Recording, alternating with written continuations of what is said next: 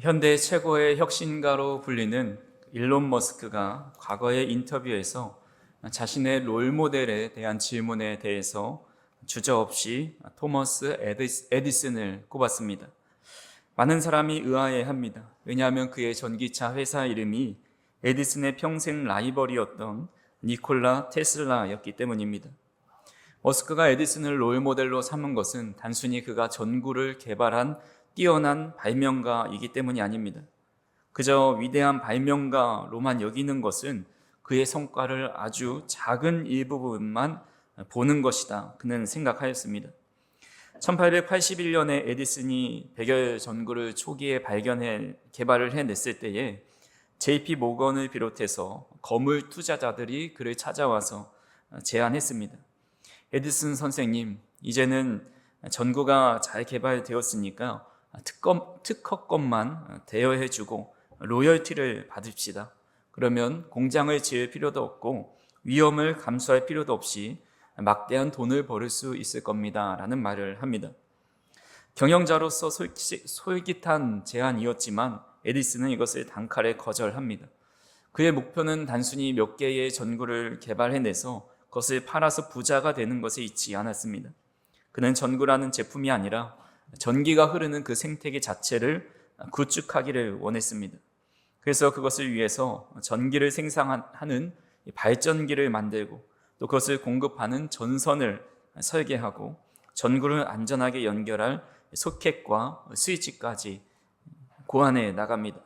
그래서 에디슨 전구 회사, 또 전기 조명 회사 이런 기업들을 직접 세우고 마침내 뉴욕 시내에 8,000개의 전구를 환하게 비춰 주었습니다.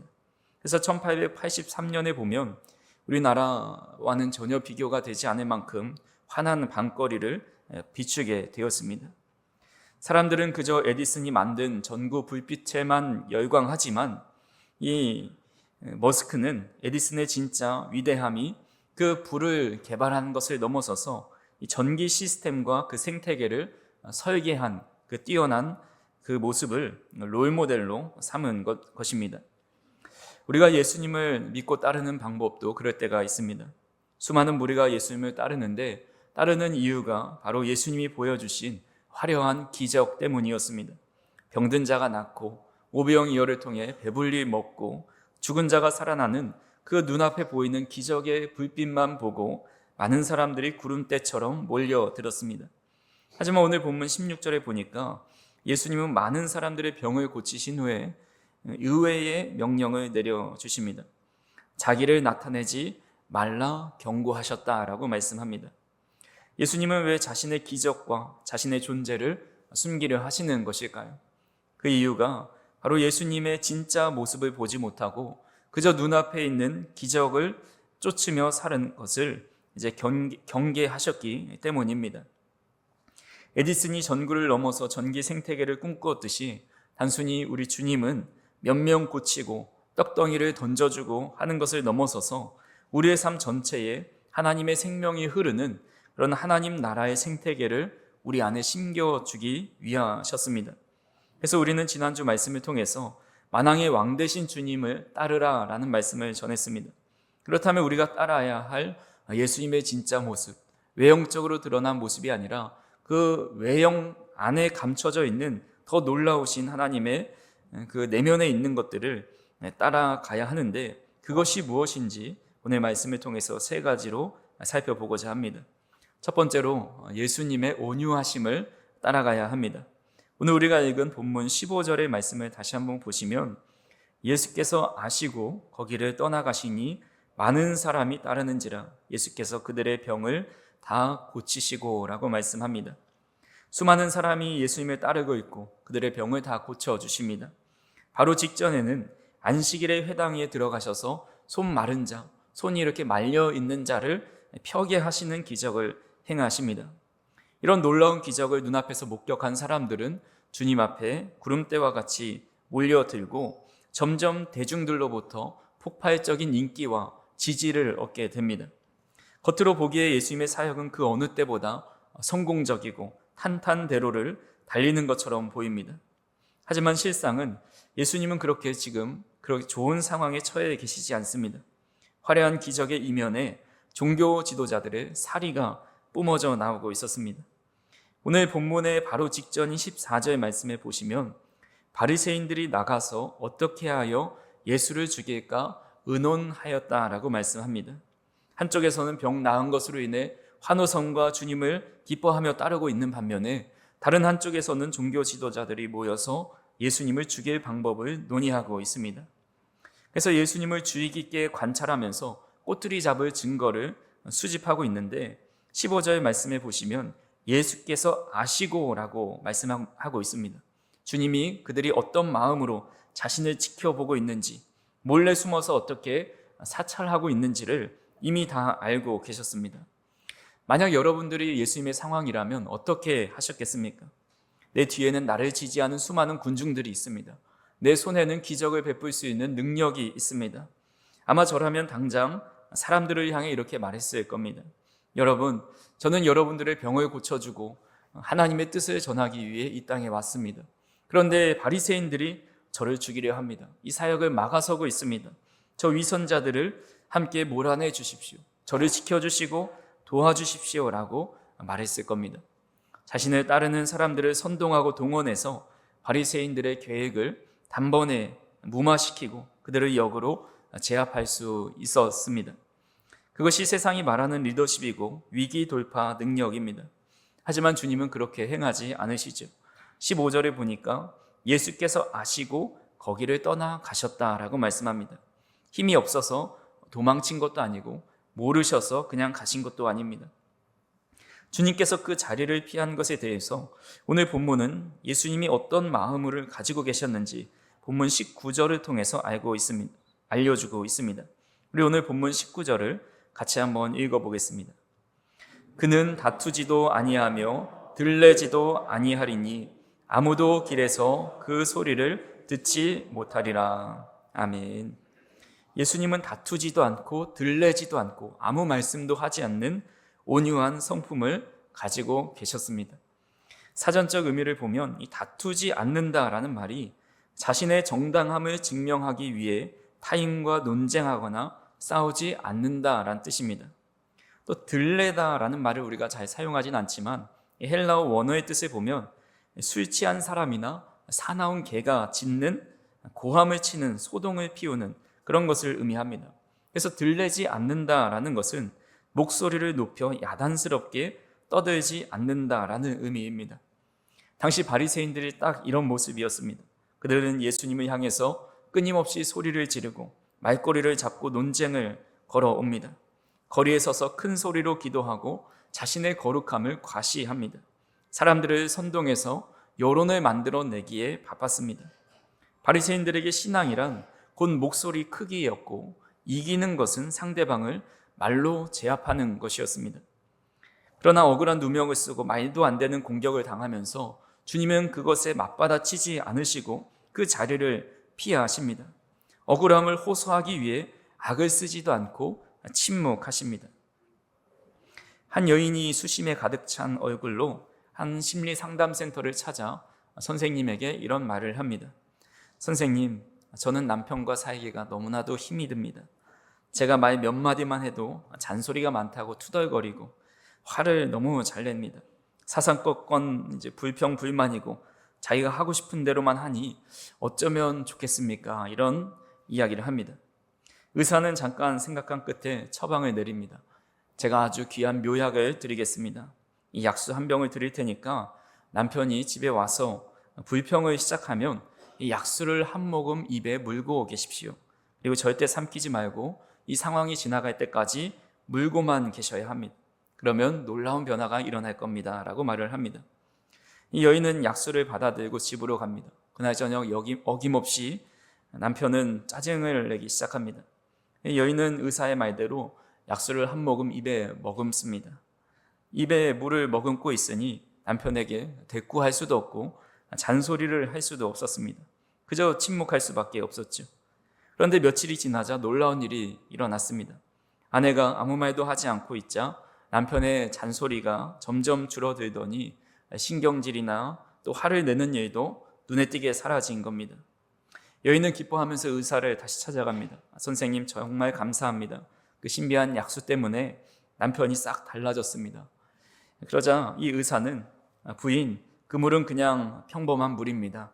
기적이 일어난 것은 물 때문이 아니라 당신을 부드럽게 만든 그 침묵과 이해 때문입니다 라고 말을 했습니다. 한번 오늘 집으로 돌아가셔서 실험을 해보시기 바랍니다. 뭔가 다툼이 일어나려고 할 때 입에 물을 한번 머금어 보십시오. 아무 말도 못하게 될 때에 그때 놀라운 변화가 일어날 겁니다.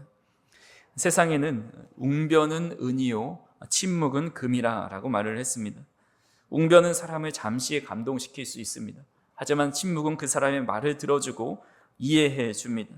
그래서 어떤 지혜자는 사람이 말을 배우는 데는 2년이 걸리지만 침묵을 배우는 데는 그것의 30배에 해당하는 60년이 걸린다라고 이야기합니다. 어린아이가 2년이면 간단한 단어를 구사해냅니다. 말하는 것은 본능입니다. 억울하면 소리치고 화가 나면 내뱉는 것은 누구나 할 수 있는 쉬운 일입니다. 하지만 침묵은 다릅니다. 침묵은 본능을 거스르는 성품입니다. 침묵은 인격의 성숙입니다.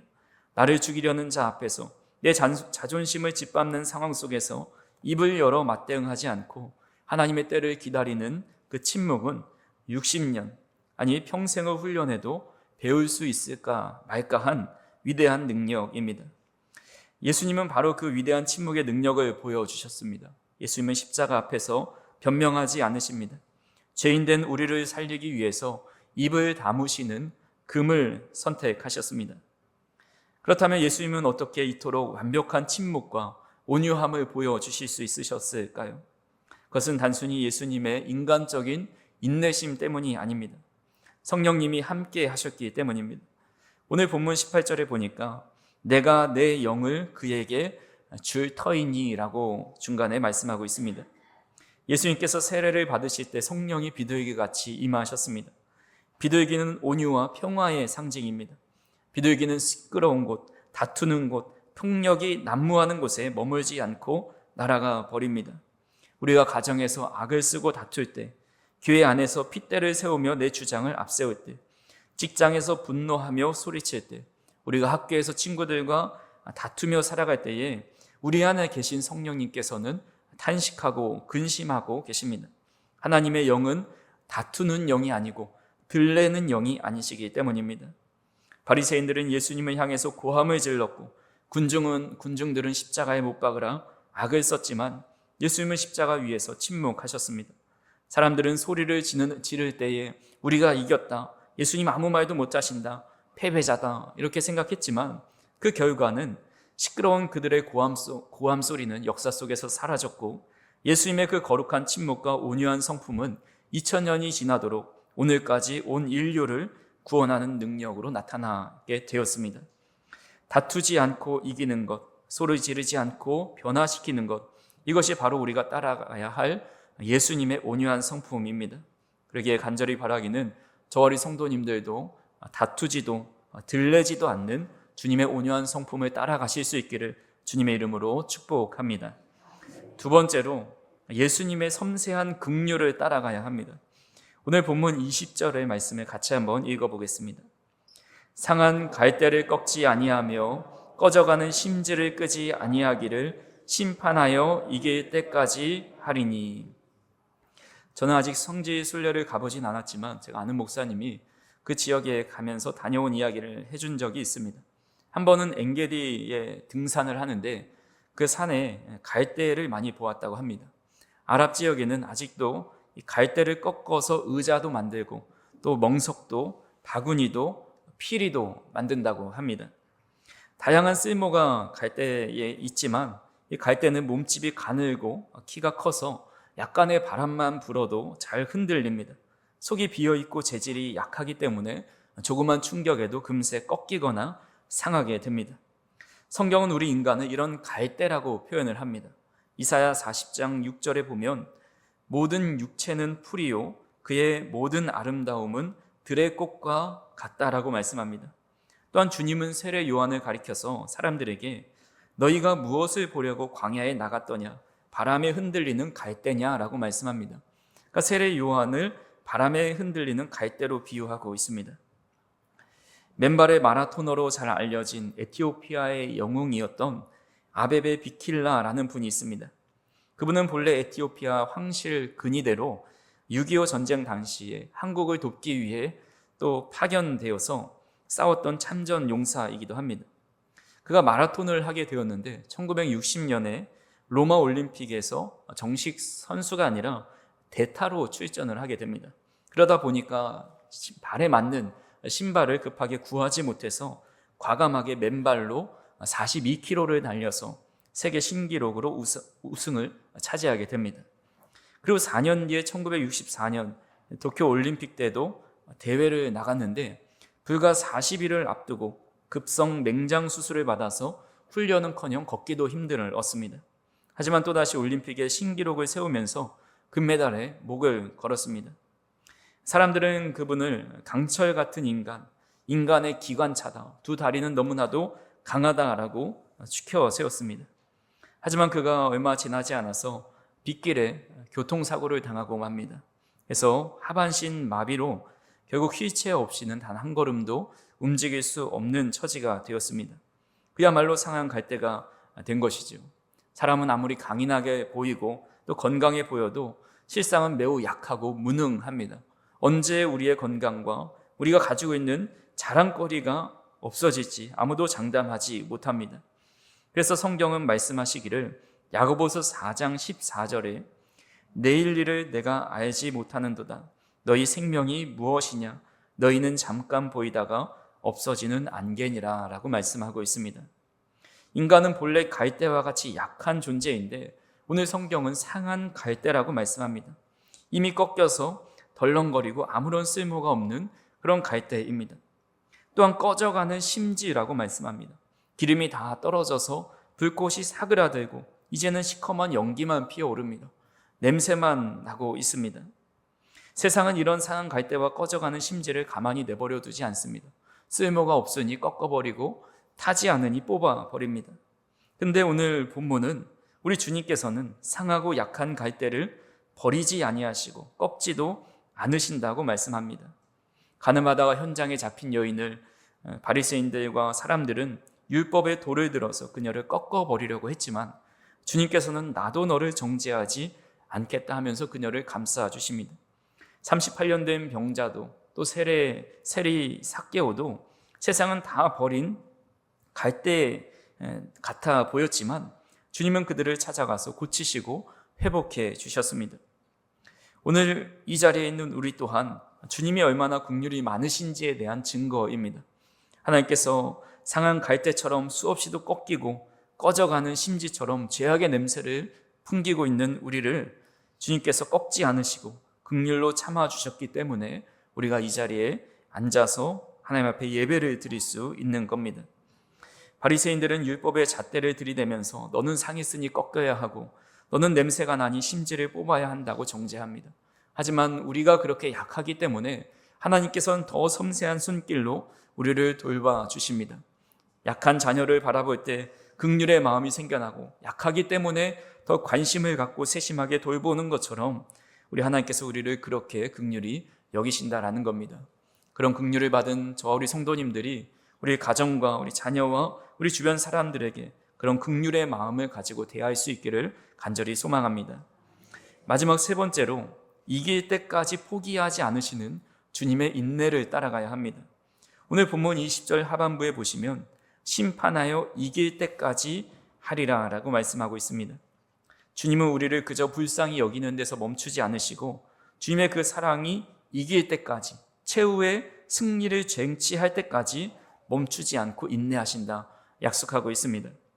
우리가 아무리 넘어지고 아무리 실수투성이고 연약하다 할지라도 우리를 빚으시고 고치셔서 결국은 거룩한 하나님의 백성으로 완성하실 때까지 결코 손을 놓지 않으신다라는 겁니다. 우리가 실패한다고 느끼는 그 순간 주님은 이길 때까지 그 과정 속에서 우리를 온유함으로 긍휼하심으로 끝없는 인내로 빚어가고 계십니다. 고대의 성경을 기록했던 종이가 바로 갈대과의 식물로 만든 파피루스였습니다. 또한 갈대를 끝을 뾰족하게 다듬어서 펜으로 사용합니다. 갈대 자체는 아무것도 아니지만 하나님 손에 들리면 그 갈대 위에 하나님의 말씀이 쓰여지고 그 펜으로 또 영원한 진리의 말씀이 기록됩니다. 또한 갈대 속이 비어있기 때문에 목동들이 그 갈대를 만들어서 아름다운 소리를 내는 피리로 사용합니다. 또한 갈대는 마디가 있어서 예로부터 길이를 재는 자로 사용되었습니다.